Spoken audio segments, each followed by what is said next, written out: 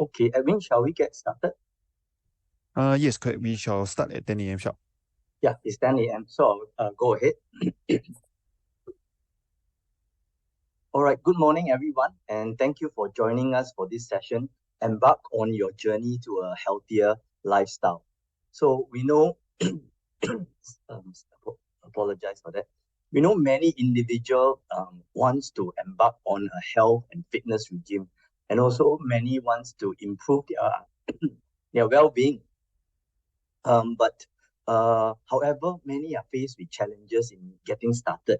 Like some may lack the knowledge, others may grapple whether if they are doing the right thing, are they doing the right amount of exercise, or what's the optimum intensity in order to reap the benefit.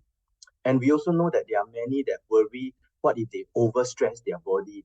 Uh, you know, especially if they feel the ache and the pain. And also some may also experience difficulty breathing and wonder if it is okay to stress themselves. Right. So I hope today's talk we will cover this issue. Basically, we're going to talk quite a lot about different heart rate and how we can monitor our intensity, looking at our heart rate and what the different heart rate means, whether it help you to burn fats, burn carbohydrates, or burn into your muscle, for example. So I feel free to unmute yourself at any point, or you can key into the chat box. We did the same session yesterday, and there were a lot of questions. So feel free, if you have any question, just key into the chat box, and I'll try as much as possible to answer your question. Okay. Before we get started, I thought it's good to introduce myself.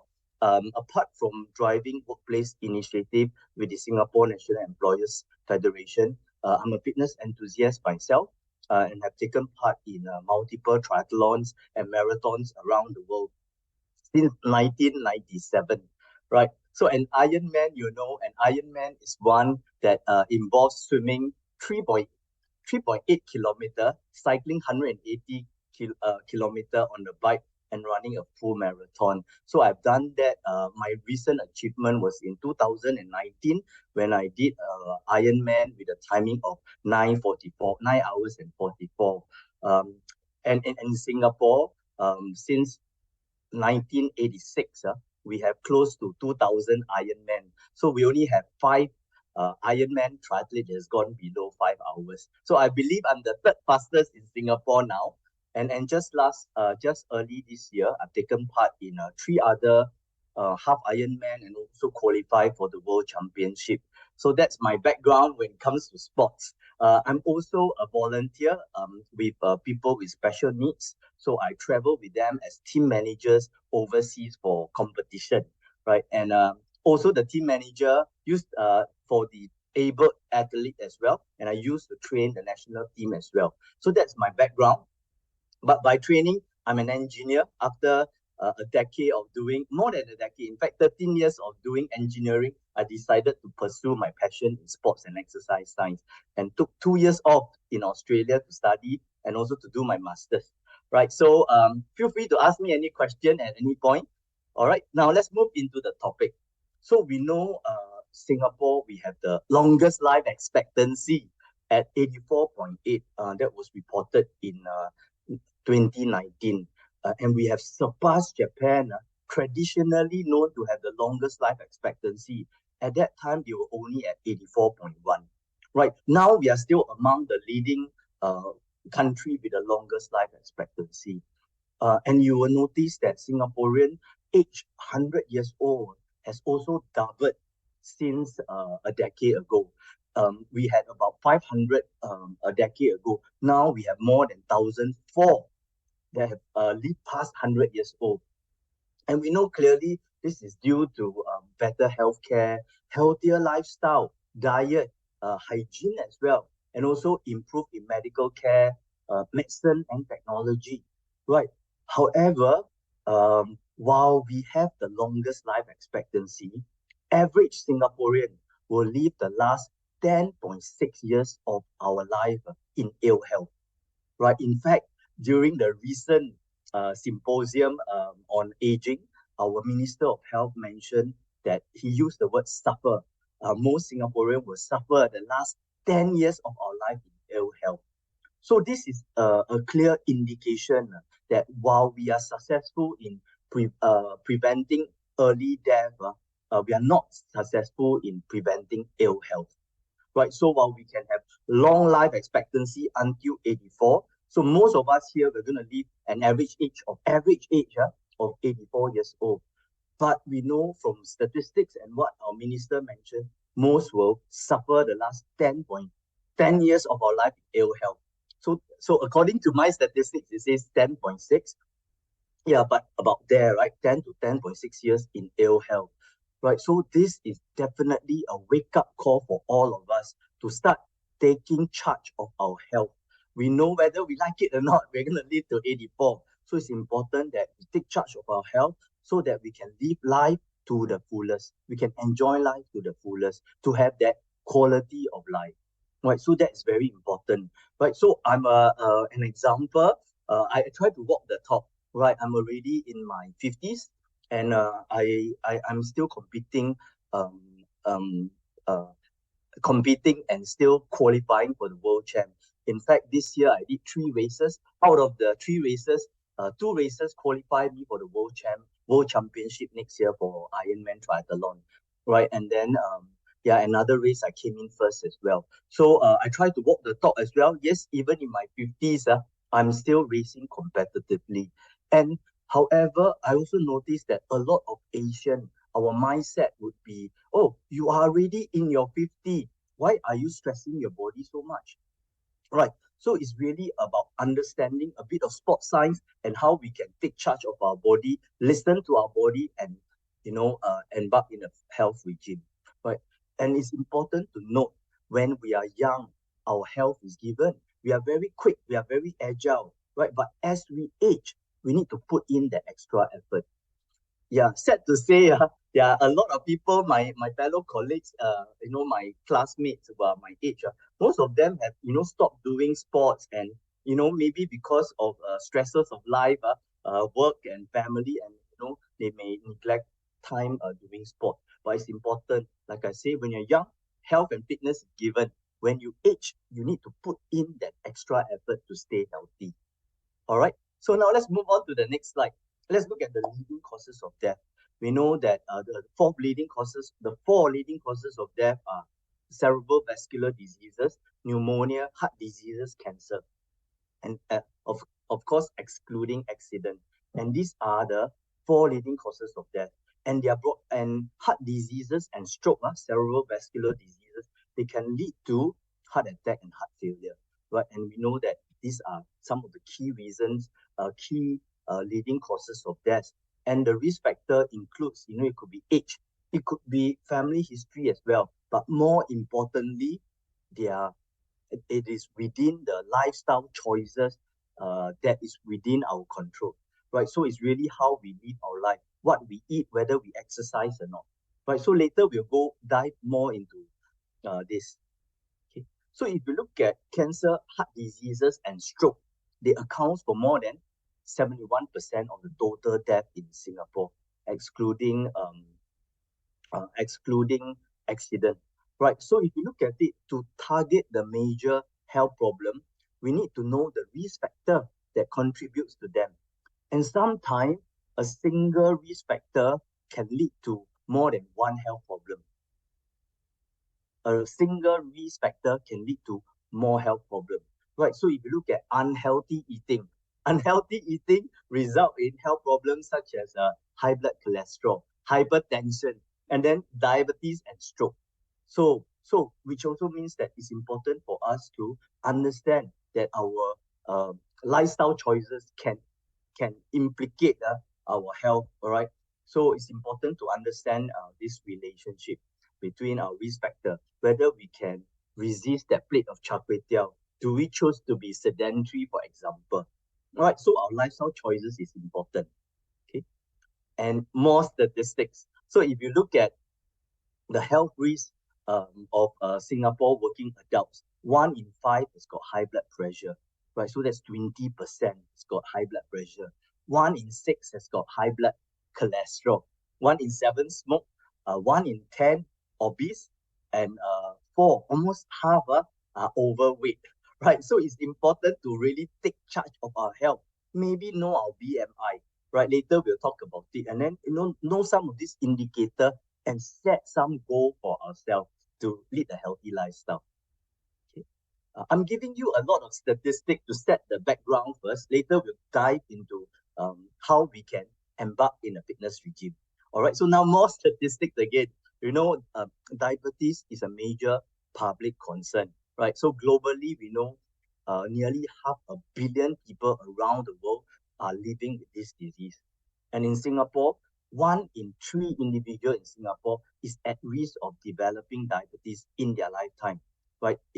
During the World Diabetes Day on 14th of November, it was shared that um, if nothing is done by 2050, it is estimated that about 1 million Singaporeans will be living with diabetes, right? And that's why since 2017, our Prime Minister spoke at the National Day rally. He declared the war of diabetes, right? He says that as a nation, we should fight the diabetes war, right? And with that, there's a lot of different programs, to encourage workplaces and the general public to live a healthy lifestyle, because it broadly relates to what we eat and our exercise as well, right? And a fitness regime.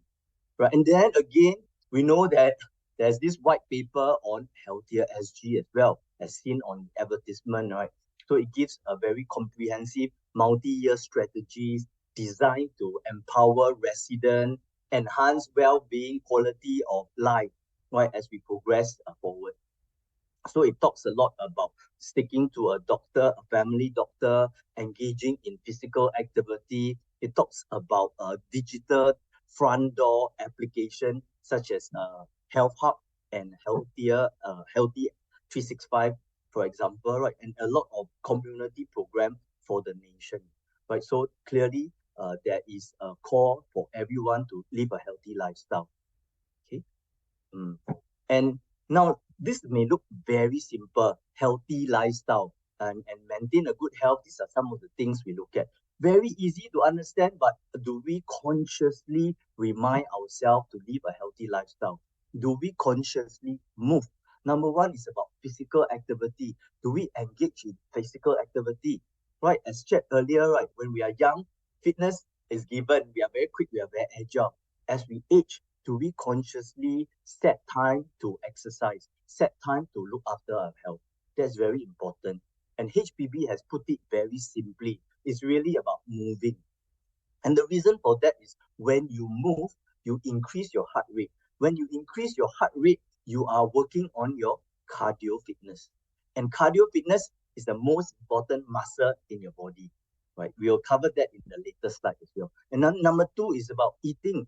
You are what you eat, right? Do we consciously look at what we eat, right? So later we'll talk more about that.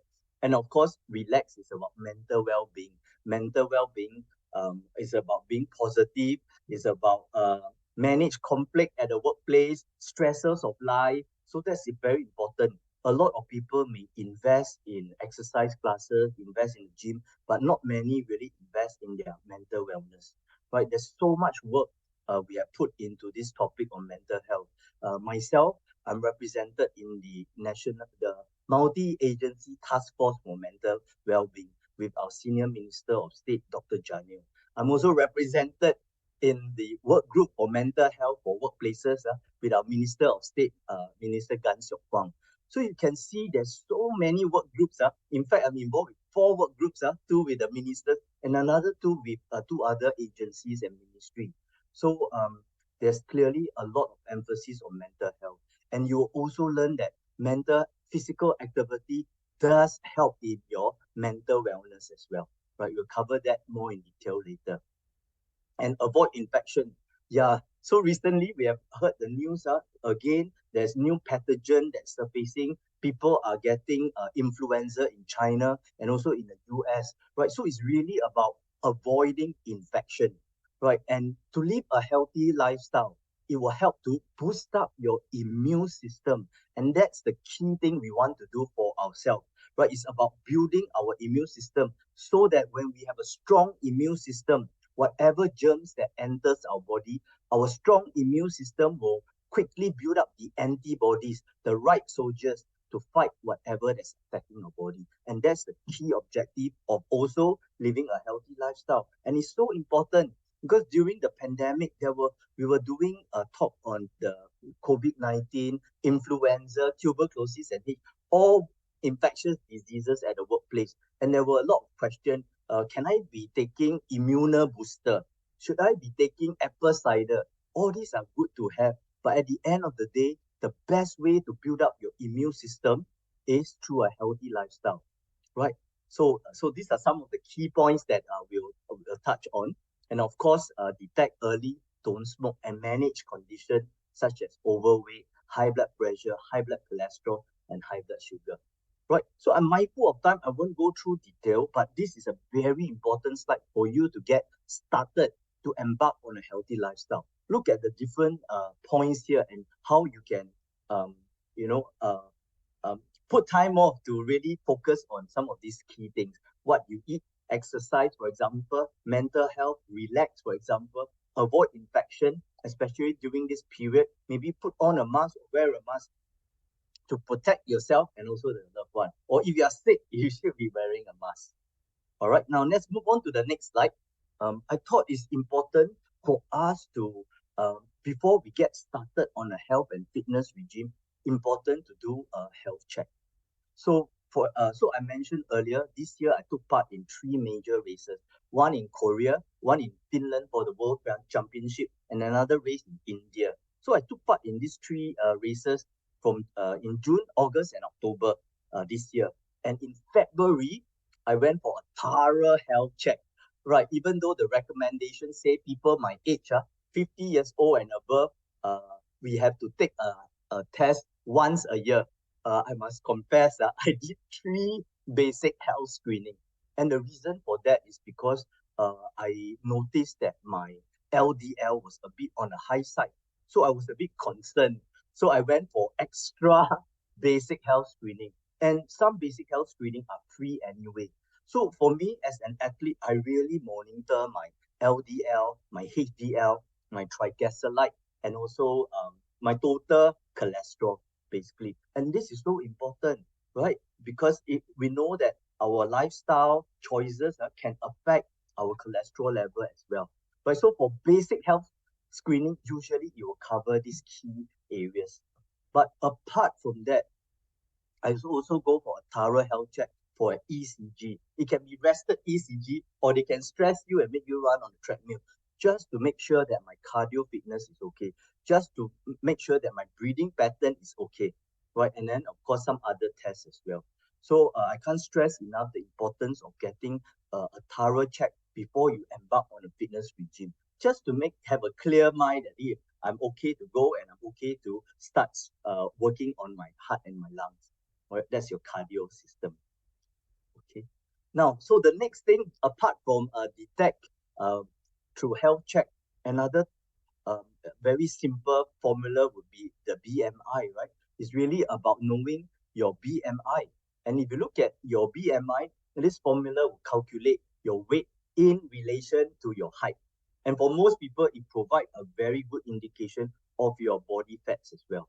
All right. And of course, people who are very muscular, sometimes this may not be a good indication. All right. So a BMI value of 23 and above will indicate that your weight is outside the health range, the healthy range. Then on the other hand, the BMI of 18.5 will suggest that you are underweight. Right. So for every category, this slide also suggests what are the health risks involved. Okay, so this is also a very good start off point, right? Apart from going for a health check, noting your BMI is a good indication as well. And then later in my presentation, we will also learn that the next parameter, next indicator would be your resting heart rate. So these are some of the key things that as an athlete myself, I'll look at my blood pressure, my systolic, my diastolic, my resting heart rate, my cholesterol level, and then my other health check, which I will do once a year. Right. So these are some of the things to take note. Okay.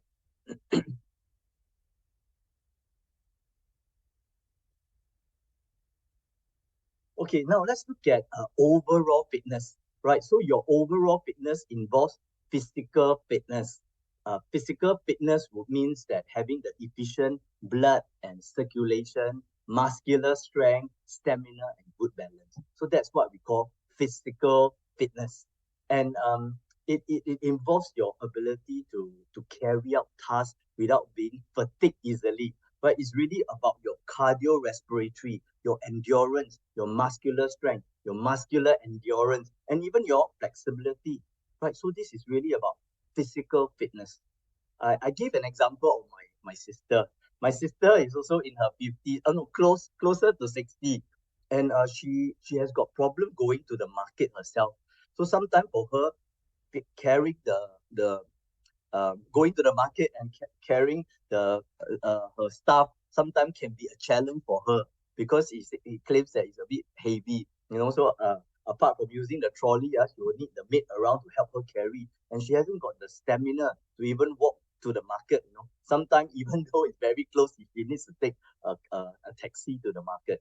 Yeah, so it's important if whether we are man or female, whatever age, we still need some muscular strength and endurance to get by every day. So that's important. So for her, I've always been suggesting for her to tone up her muscle, to build some muscle mass, and to also improve her stamina and endurance. That's important, right? It's always wrong. It's always very common. People always say, oh, I'm already in my 50s, coming 60s. I shouldn't be engaged in all this activity. Sports is not for me. There's no such thing, right? Go for a health check, make sure you are okay to embark on a fitness regime, and start off a fitness regime regardless of your age. Because when we start the session, we know our life expectancy is at 84. 84. Average life expectancy is at 84. She's only 58. She has still got a long way to go. And it's never too late to get started on a on a health regime. Right. So do take charge of your own health. And then mental health again is really important. A lot of talk about mental health. Is really about your emotional well-being, right? So we talk about self-esteem as well, believing in yourself, social connectivity, right? To have social support, social network, for example. It's about emotional intelligence as well, resilient as well. There's so much changes at the workplace, so it's really about resilience as well, being optimistic, cognitive efficacy, right? So these are the few dimensions of mental well-being. So it's important for us to take note that our mental health is equally important. All right. Now let's move on to the next slide on physical fitness. Now we'll dive into physical fitness. Feel free to key into the chat box if you have any question. Right. So physical fitness, we look at the key different elements of physical fitness. So that's muscular fitness, skeletal fitness, and cardiovascular fitness.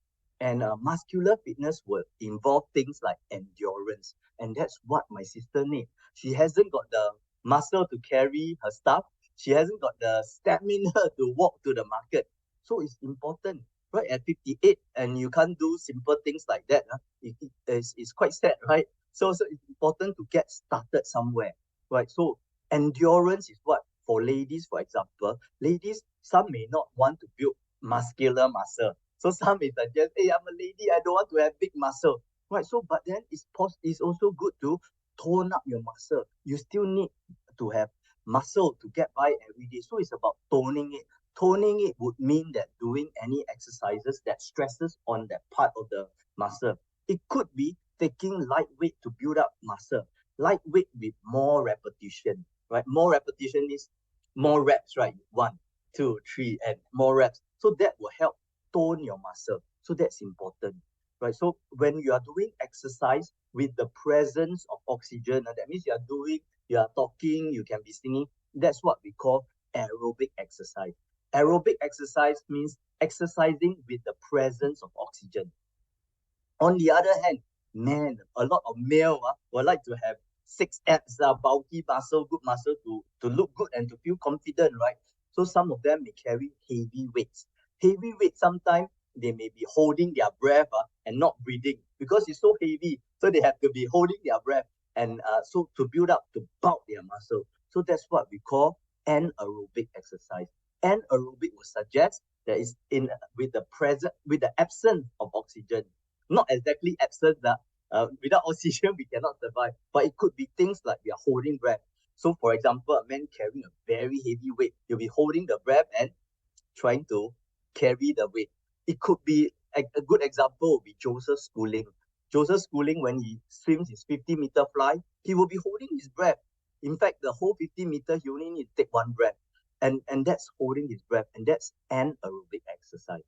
All right. So muscular fitness is about building up your muscle mass, right? And toning your muscle, for example.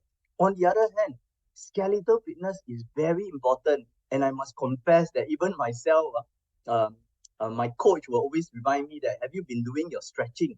Because it's very important to stretch, whether you're male or female. A lot of male tend to suggest, oh, yoga, Pilates, we see more female in the class. No, the truth is equally important, regardless of gender. Because as you age, your range of motion gets shorter and shorter, and you need to stretch them. The same thing I can say about muscular fitness as well. As you age, you will lose your muscle if you don't use it, right? The saying goes like, if you don't use it, you'll lose it. So you need to work on it, right? As you age, you can lose your muscle mass as well. So it's important to consciously remind yourself, as you age, you need to put in the extra effort. I don't want to lose my muscle mass. I still want my range of motion, because if I don't stretch it, as I age, my range of motion will get shorter and shorter. So it's important to take note. And your skeletal fitness consists of 206 bones, and these are networked to different tendon, ligaments, and your cartilage. And it's important for us to work on them, because they are important. They provide major function to support our body structure. It helps in our movement.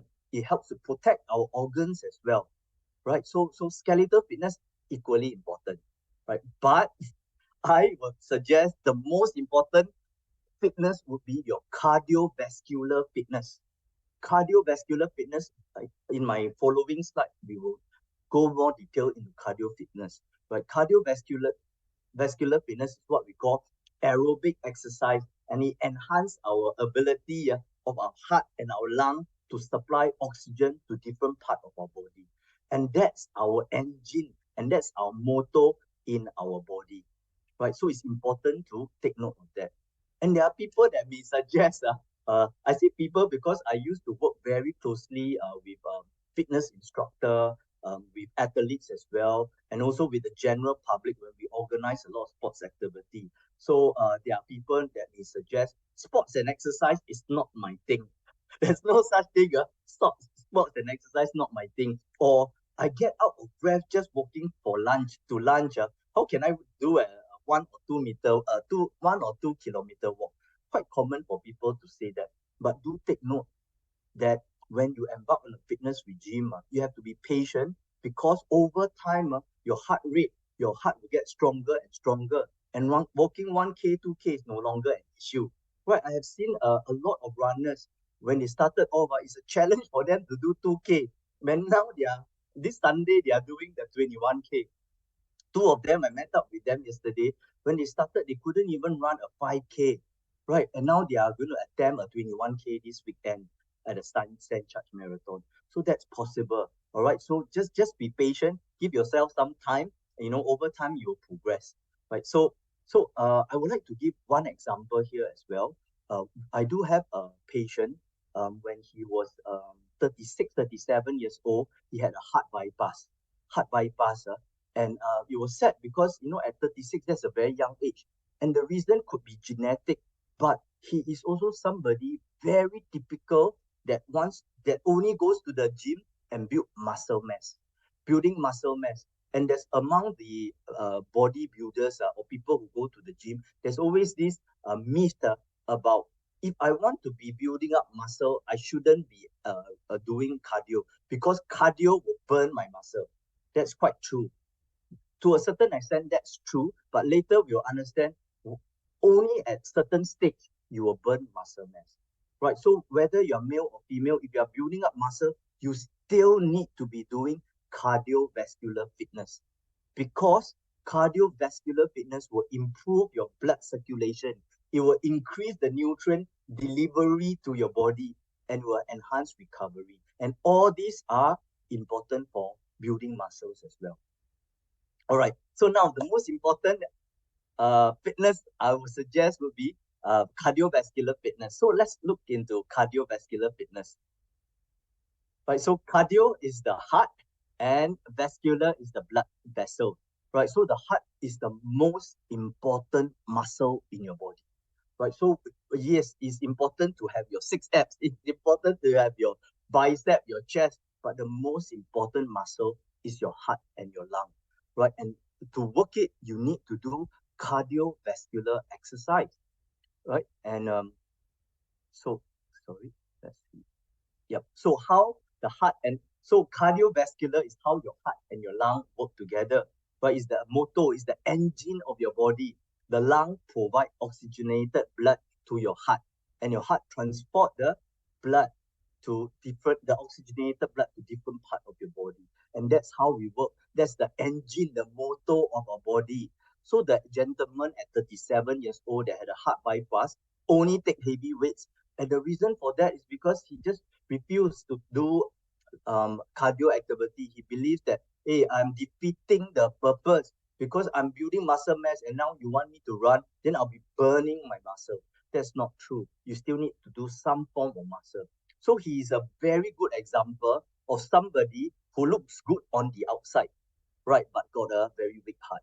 It's like having a BMW car with a 1.5 liter engine. Right, so it's important whether you are doing your skeletal fitness, your muscular fitness, your cardio fitness is still important. Okay, now let's move into the next slide. So what are cardiovascular exercises?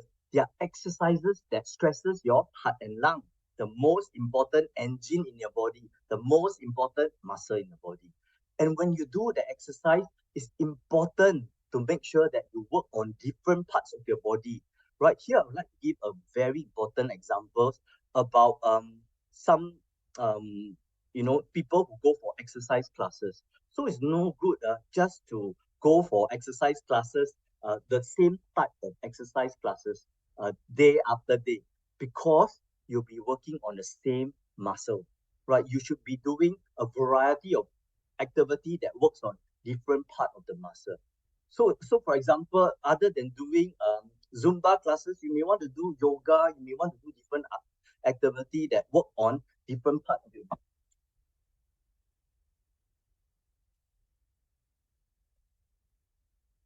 apologize work on different part of your muscles, right?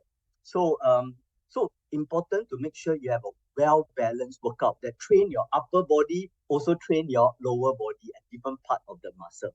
Okay, so there's a question here. Is running bad for the knees? Yes. For my age, I'm quite careful, especially if I'm doing too much muscles, too much activity that strains on my knee. For example, there's also other option, right? Non-weight bearing activity. But apart from that, it's really about getting a right pair of shoe. Right? For today's talk, I haven't got the time to go through how we choose a good shoe, but proper shoe is very important to protect our legs, our knees, for example. And then there's another question. I can walk on the park connectors for 3 hours. That's very good. But I cannot run and jog for 5 minutes. I will pant. Okay, so the thing is, when you walk, a lot of people tend to think that, oh, walking, you're not perspiring enough. Is that doing exercise? Walking is equally good, and walking is also benefiting your cardio fitness. But if you want to be improving or bring yourself to the next level, it could be while you're doing that 3 hours walk, have some variety as well. Meaning, you can be walking, and then when you see that the coast is clear, maybe up your pace a bit, and then your heart rate will go up a bit, and then you relax again, go back to your normal pace. And when you see the coast is clear again, pick up your pace again.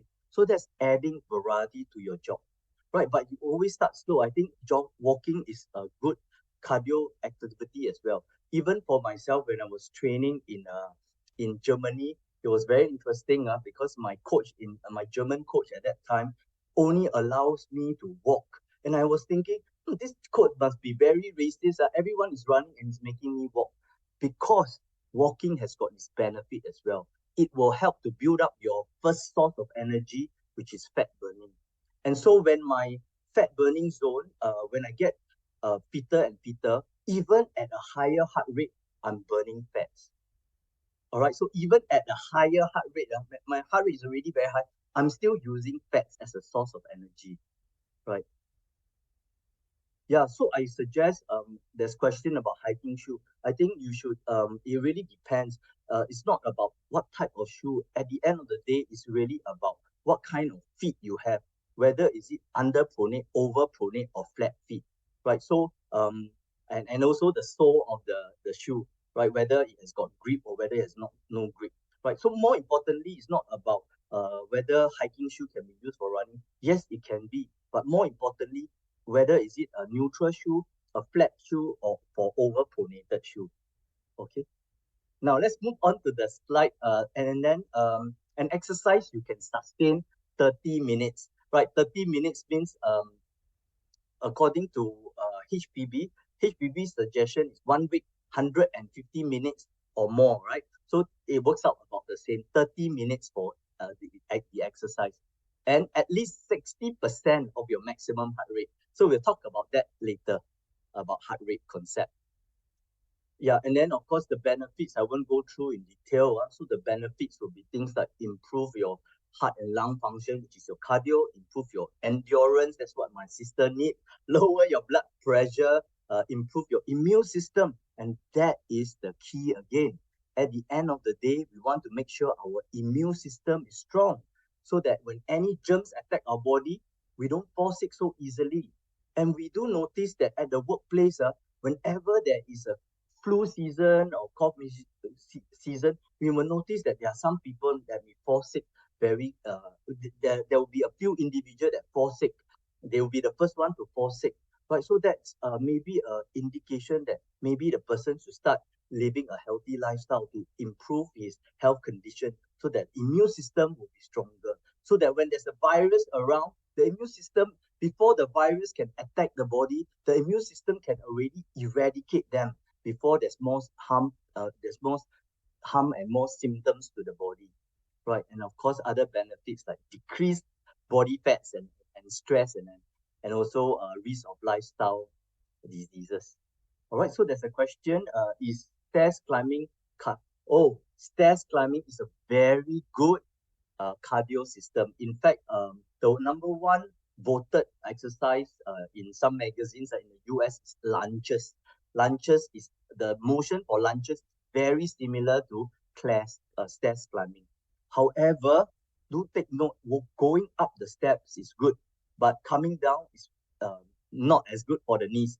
So during one of my competition, Ironman competition, what I did is travel all the way to Holland Village, and then there's tall block buildings there. I will climb up and then I'll take the lift down. I'll climb up and down. So yeah, the neighbors were like wondering what is this guy doing. But climbing up the stairs is a good cardio activity as well.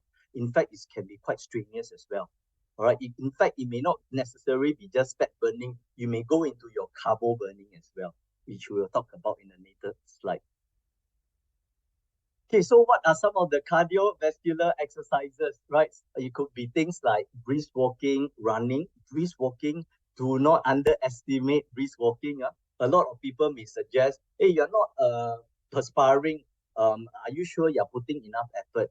It's important to note that different people have different sweat rates. Some people don't perspire at all. So that shouldn't be an indication whether if you are not perspiring, you are not putting enough effort. That's so wrong, right? It's quite common to see people do that in the gym. When you're running beside each other and then they have like, oh, look at my puddle of water, so much sweat, I'm putting a lot of effort. You're not perspiring, you're still dry. That's not an indication whether you're putting enough effort or intensity. Okay, so swimming, somebody asked about the question. Swimming is a good option for if you are concerned about your knees because swimming is not weight bearing, right? And for swimming, some may use it as a recovery for injury as well. all right, but do incorporate different strokes, right, when you're in the pool. And sometimes walking up and down the pool is equally good, right, because there's resistance from the water. And when you're in the water, you are using different parts of your body to stay afloat. So even if you can't swim, going to a baby pool, I won't call it baby pool, but a pool with water up to your um, tummy level, that's good as well. There's resistance, and walking across the pool, that's good. I do that as well, right? As a recovery, sometimes after a long run, I will just run up and down the pool. And then again, people are wondering, what is this joker doing, walking up and down? It's a good exercise. It's a good recovery as well. All right. And then, of course, stairs climbing, gym workout, exercise classes, different exercise classes give you good benefit. What is the best? What is best? Which exercise is best? Walk, swim, and Zumba. Again, a variety. If you are able to do all of them, good to have a variety because you're working on different parts of your muscle. Right? I do have some friends that only go for certain class. I only like this class, and then you realize that they only build muscle on that part, of their body. So it's equally important to work different part of your body. Okay. So does cushion ball or pad or shoes help? Does cushion ball or pad on shoe help? I personally wear an insole, because I go to a podiatrist and realize that it may not, one part of my foot is flatter than the other. So some people do use insole for better cushioning. All right. Okay. Now let's move on to the next slide. I included this slide today because yesterday there were quite a few questions on how to improve your cardio fitness. What is the frequency? So I've added this slide today so that is so we can um, discuss some of them. So it's very common in the fitness industry for fitness instructor to talk about the FITT principle.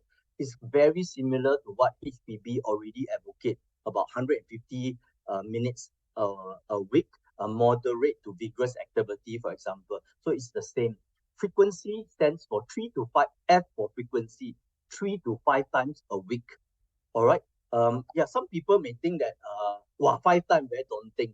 Uh, I personally already in my 50s, I do at least 5 times a week, at least 5 times a week. Right. But of course, because I'm an elite athlete, I'm going for the world championship. I just want to make sure I put in, hard work to achieve my goals. But you can do about 3 to 5 times according to the American College of Sports Medicine. And most fitness industry will refer to a lot of information from ACSM. All right. So intensity of exercise 60 to 75%.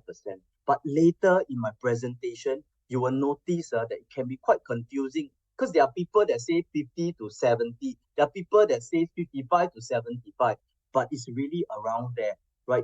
It basically is about three different zones: fat burning zone, carbo burning zone, protein burning zone. So when it says 60 to 75, they are suggesting that you do aerobic exercise. Aerobic exercise means with the presence of oxygen. Aerobic exercise means you are burning fats and you're burning carbohydrates, right? So that's intensity of exercise. Duration, 30 minutes or more, right? Similar to what HPB advocates. And types of exercise, we've gone through them. Cardiovascular exercises. Cardiovascular exercises is any exercise that bring your heart rate up for at least 10 to 30 minutes, because studies also suggest that you don't need to do 30 minutes one go. You can do a bout of 10, 10, 10 minutes. It gives you the same benefit. So what this means is, in the morning, you can wake up and, do some exercise, stretching for 10 minutes, lunchtime again, and dinner. It gives you the same benefit, right? So it clock the amount of time. So as an athlete, again, I do keep track of my mileage. Like this week, how many kilometer I run. This week, how many hours I'm in a gym. This week, so I do keep track. Even as an athlete, we do keep track of all these diary. And I think it's so important for us to really take charge and really plan something for ourselves and commit to it. All right. So again, FITT principle, good to know. Now let's look at heart rate concept. So that's the most important part of the session today, to understand your heart rate. So there are 4 key concepts. One is about your resting heart rate. Very important for everyone to know what is your resting heart rate. When we say take charge of your body, know your body well, it's really about knowing your resting heart rate, because your heart rate is the blueprint of your body. If you are unwell, your heart rate will be elevated. If you are stressed, your heart rate will be elevated. If you have not recovered from your exercise, not recovered from any activity, your heart rate will be elevated. If you're unwell, you see a doctor, the doctor will measure your systolic, diastolic blood pressure and your heart rate as well. If you see a TCM, the TCM will look at your heart rate and the pattern of your heart rate. When you go for a thorough health check that involves ECG, they also look at your pattern. So I can't stress enough the importance of knowing your heart rate. So later we'll talk about how we measure your resting heart rate. And once you know your resting heart rate, because over time, some may say, I can't start.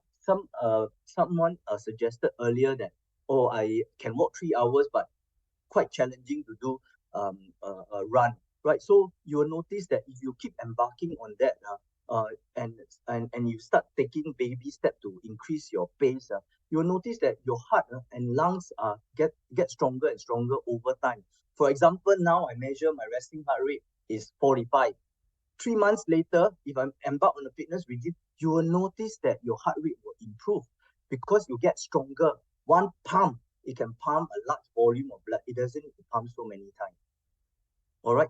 So there's maximum heart rate. So again, maximum heart rate textbook formula is 220 minus your age. So if I'm 50 years old, my maximum heart rate is 170. So what this means is when I exercise, I shouldn't exceed 170 for safety reason. However, I may be 50 years old, but my heart rate, my maximum heart rate is at 197. So what this means is I'm 50 years old, but I've got a heart of a 23-year-old. And that's possible. And how do I know I can hit 197? That's because it's unsafe. But if you are somebody who's very seasoned and you have somebody around, a fitness instructor, for example, you can do that test, meaning you just run very quickly on a treadmill until you reach your maximum heart rate, and then you jump on the side. Or you can be running around the track at maximum heart rate, of course, with somebody around, because you have to go all out, right? So if you think that you're at that level and you want to know your real maximum heart rate, good to do a simple test like that. Or go to a lab, for example. I went to a lab and they did my maximum heart rate. They checked my VO2 max as well. All right. And then once you know your maximum heart rate, that's where you start counting your fat burning zone, your carbo burning zone, and your protein burning zone. And the range fluctuates, right? So 60%, 70% is where you burn your fats. Then once you increase your heart rate to 70 to 90, you start to burn into your carbo, right? The food that you eat. And then once you go into the very high level, when you're out of breath, that's anaerobic. That's where you start to burn into your muscle. And that's where a lot of gentlemen will suggest, I'm building muscle, I don't want to do cardio. That's not true. We are not asking you to go to 90 to 100% of your activity. We are just asking you to use 50 to 90% of and engage in a cardio to burn fat, to burn carbo, right? So I hope that helps. And then of course recovery heart rate means the faster you recover, the fitter you are. Okay, we have a long question here. I have been a distant runner for more than 2 decades, running marathon weekly at half marathon once a week at least. I find it difficult and impossible to run, jog, and keep within running marathon. Okay, I find it impossible to run, jog, and keep within my very often. Oops, I'm so sorry. Wow. I'm so sorry. Let me look at the question very quickly. Okay, sorry about that. How do to jog and keep my aerobic for my age? Very often in threshold, even anaerobic. I have been trying aerobic zone for 3 years or longer, but to know a bit, how do I? Oh, very good question.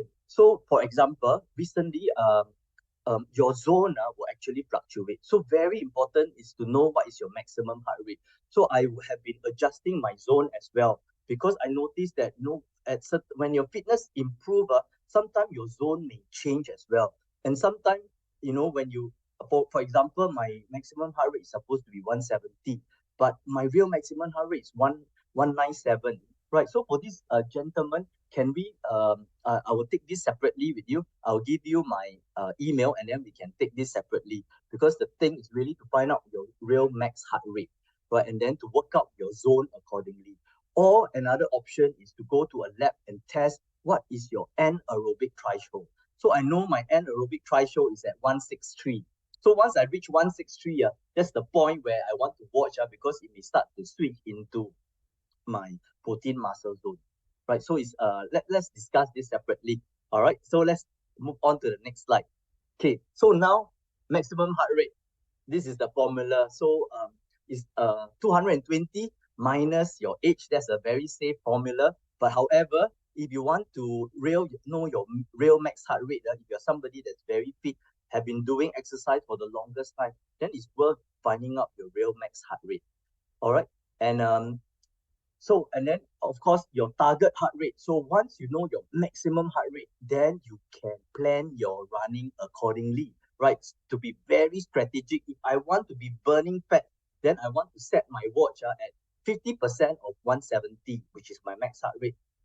60% of my 170, that's my uh, maximum heart rate. So when I run very fast, once I go past 102, it will start to beat me. I'll run slower. And once if I run very slow, it will beat me. I'll run faster. So that keeps me within my fat burning zone. All right. So that's important to set your target, right? If you have a heart rate monitor. Otherwise, you can go by feel. When you can talk, when you can sing, you are still in the fat and carbo burning zone. Once you're out of breath, that's what we call anaerobic. And that's where you start to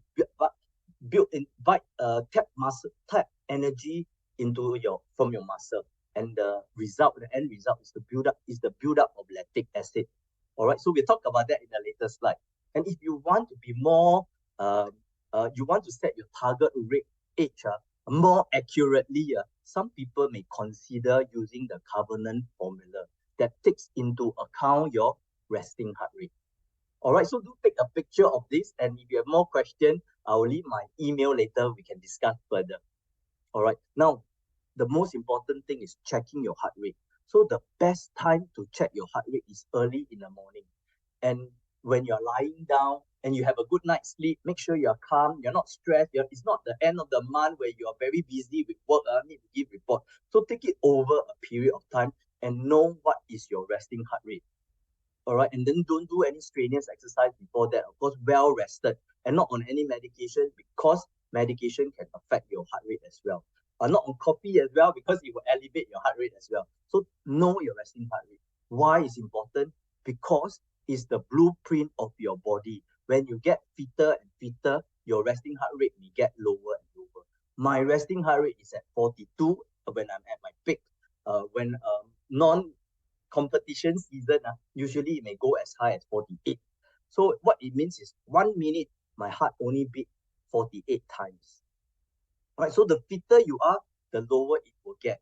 Right, because your heart, once you work on cardio fitness, your heart and your lung get stronger. One pump, it can pump a large volume of blood. It doesn't need to pump so many times. Right, so it's important to know your resting heart rate. I give you another example. When I see a doctor recently, when I had influenza, the doctor checked my heart rate and said, "Oh, are you sick? Your heart rate is very good. It's only at 55. So I said, "No, yes, 50." To the doctor, the range 50 to 70 is still okay. Is good and healthy. But the doctor won't know that my resting heart rate is actually at 42. So and when I see him, it was at 55, and he thought I was doing well. Right? So it's important to know your own resting heart rate, because when you see a doctor, the doctor only have got a range of it. Right, so there's a question, is HIIT good? It really depends on individual. I think it's an excellent exercise because it works on different part of your muscle. And HIIT really involves a lot of muscular fitness and endurance as well. and also muscle endurance and cardiovascular fitness. So yes, HIIT exercise is good, right? But it really depends on every individual, on your fitness level. Okay, it can be quite challenging for some. Okay, now, so if you go into Health Hub, right, this is a very simple chart that shows the light, the moderate, and the vigorous. And I want to discuss this more because some people get very confused. Hey, my Polar watch says this, my Fitbit says this, my Garmin watch says this, and then HPV has got this chart for me. So which should I follow? Just remember, at the end of the day, it's about the first source of energy, which is fat. The second source of energy is carbohydrate, and they are called aerobic. But once you go into the oxygen debt, that's anaerobic. And that's how they derive all these different charts. Zone 1, Zone 2, Zone 3, light, moderate, vigorous. But it's really about the fuel that you use. And here I'd like to point out there's this point, how much you sweat. I thought this is not a good suggestion because it's not about how much you sweat, because there are people who just don't perspire. So you can never take sweat as an indication of your intensity. All right, so for people that don't perspire, don't worry. You are still working on your heart rate. Just check on your heart rate, not how much you perspire. Okay. Now the next slide. So this is where I want to go into. If you step into the gym or if you buy any watch, they will tell you about the different zone. So basically, the very light, some may have 5 zones, some may just have 3 zones, some may have 4 zones. But that's how they categorize it. Right, 50 to 70 is the first source of energy that is fat burning. You are burning fats. And then 70 to 90, that's where you start to build carbohydrates. You build carbohydrates. And then 90 to 100, that's where you start to tap into your muscle. And then that's where you start to feel, hey, why is my muscle burning? All right, so that's a different zone. But all of them has got its benefit. Fat burning, like I say, when I was in Germany, the coach only made me walk because the coach wants me to walk and learn how to burn fats. So when my body is able to burn fats, it will save my carbo for later part of my exercise. So it's important to teach your body to burn fats efficiently. That's the word. Okay, so fat burning, carbo burning, and protein burning. I'm mindful of time, so I'm going through very quickly. So this is an example of wearable technology. You'll see that Fitbit has got peak carbo and fat. And then Polar, they have got maximum hard, moderate, light, and very light. And then Garmin, they have zone 1, 2, 3, 4, 5. So no worries. It's really about the different type of fuel you burn. And that's where I will summarize it. So these are your energy is what we call androgen transphosphate, right? That's the primary source of energy. And our body will get energy from fats, carbohydrates. And when you are out of fats and we won't be out of fats, right? But when your body can no longer burn fats because your heart rate is very high, it will start to go into your protein, your muscle, right? So now let's look at fats. Fat is the zone 1 or zone 2, or some may call it very light or light, right? So fat is broken when oxygen comes into, when you exercise, oxygen comes into your body, and with oxygen, fats will be broken down into fatty acid, and it gives you your ATP, your energy. And that's what we call your aerobic exercise. And for the lady that walked 3 hours, you are actually burning fats because it's a aerobic long-term fuel, right? And then once your heart rate increase, that means you increase your intensity a bit, you will burn into your carbohydrates. Oxygen burns fats, burns carbohydrate. Carbohydrate gives you your glucose, give you your glycogen, your primary and your secondary source, and it gives you your energy, your ATP. So 1 and 2 is what we call aerobic exercise. But once you increase your heart rate very fast, you start to burn into your muscle, right? So that is where some watch call zone 4 and zone 5. Some may call it a peak, right? Some may call it vigorous, right? So it really depends on what gadget you are using. Right? So these are the 3 different sources of fuel. Here, I would like to highlight this very important point. It's not about just burning fats. Like my sister, the example, it's important for us to also do some carbo training, because once you do carbo training, you are also building your muscle endurance, right? It's not just It can't be when you go into a fitness regime, it cannot be just I want to do fat burning only, I want to do carbo burning only, right? All has got its benefit. Fat burning, burn fats. Carbohydrates build up your stamina, build up your endurance, which is important. Protein muscle is important as well. Some people say, I don't want to get the lactic acid, the burning feeling. No, it's important because it will build up your lactic tolerance. Your lactic tolerance, your anaerobic threshold. What this means is you can tahan more pain. You can endure more pain. You can have the speed. You can sprint very fast without feeling very without being very painful. Right. So it's important to address all three. A quick question, workout on empty stomach. Very good question because I have a slide on that as well.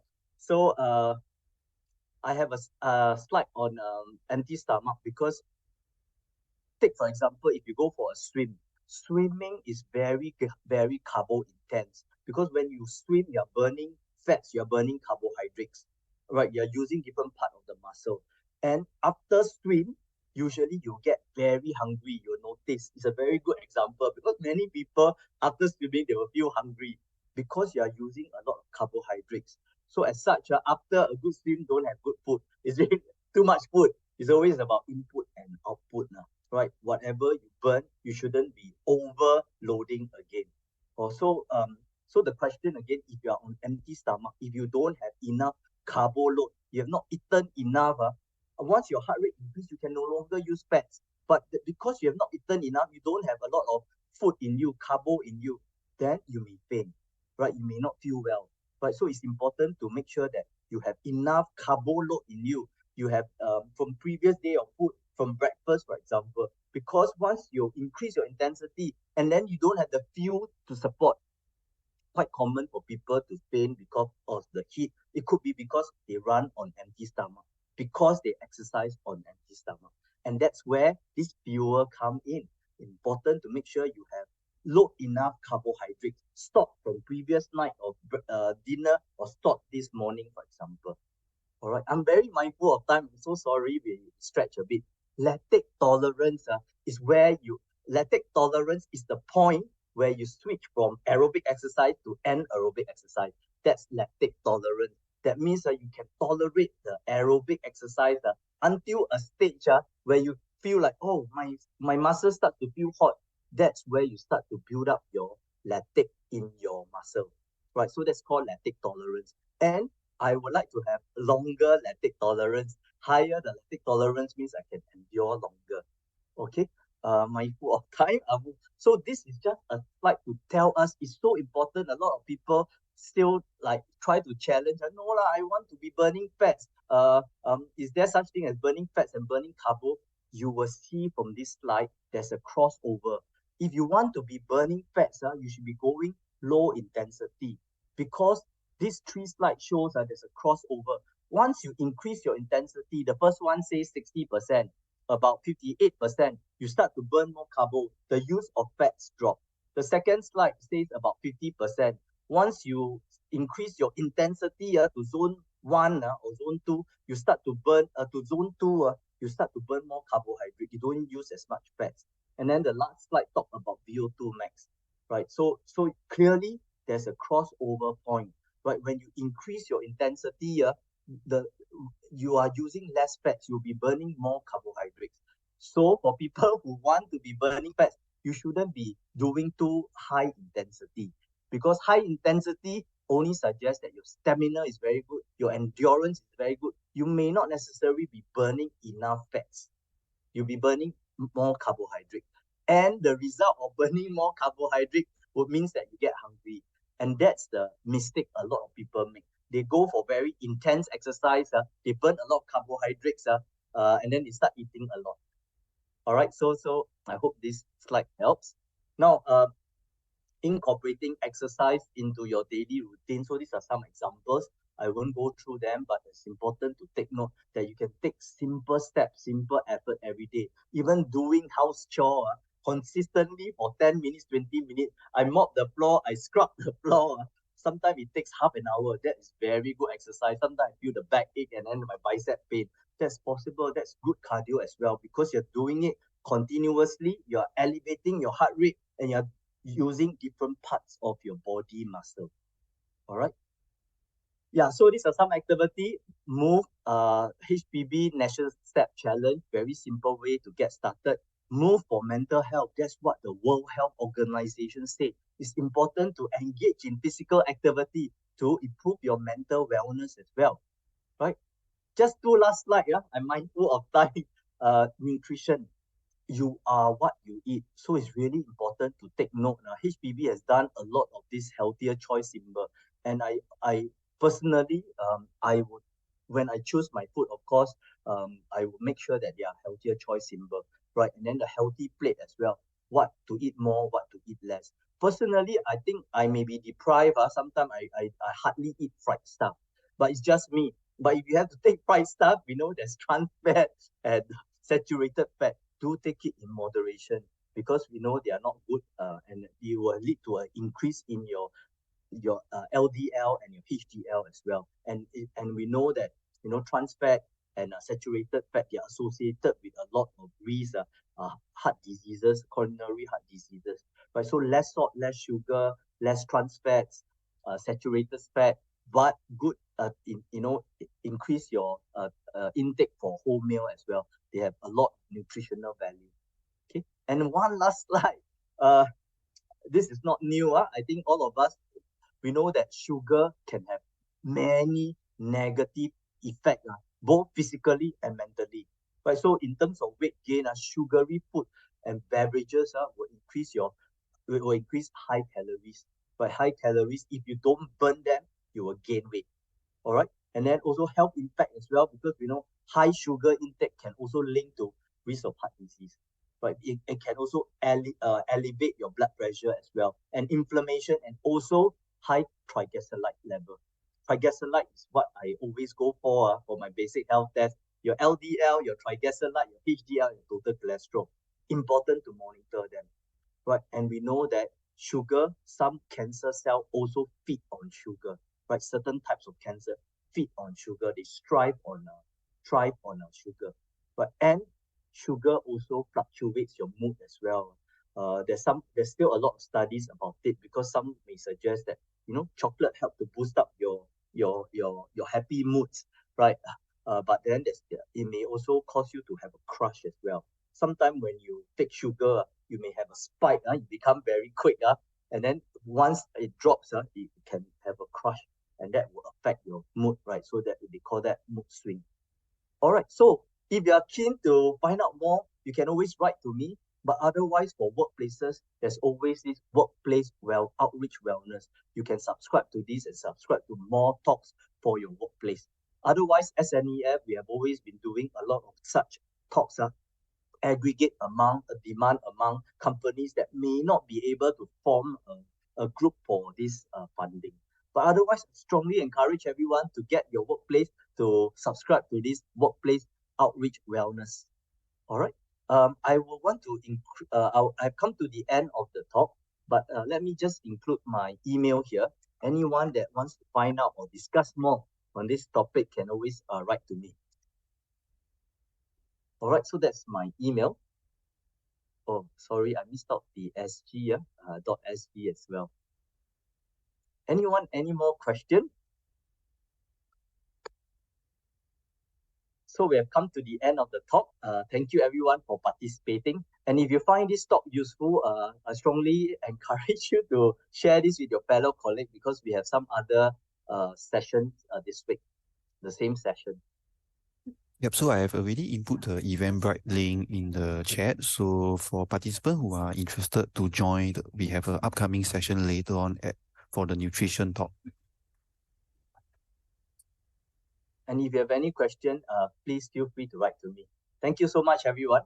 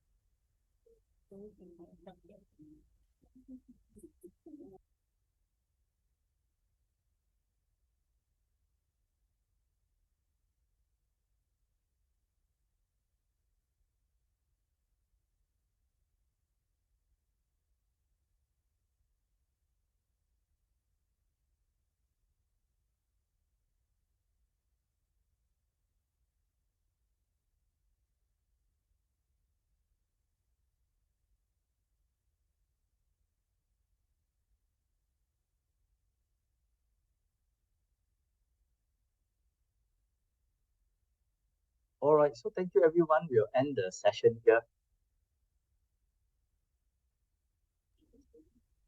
Thank you.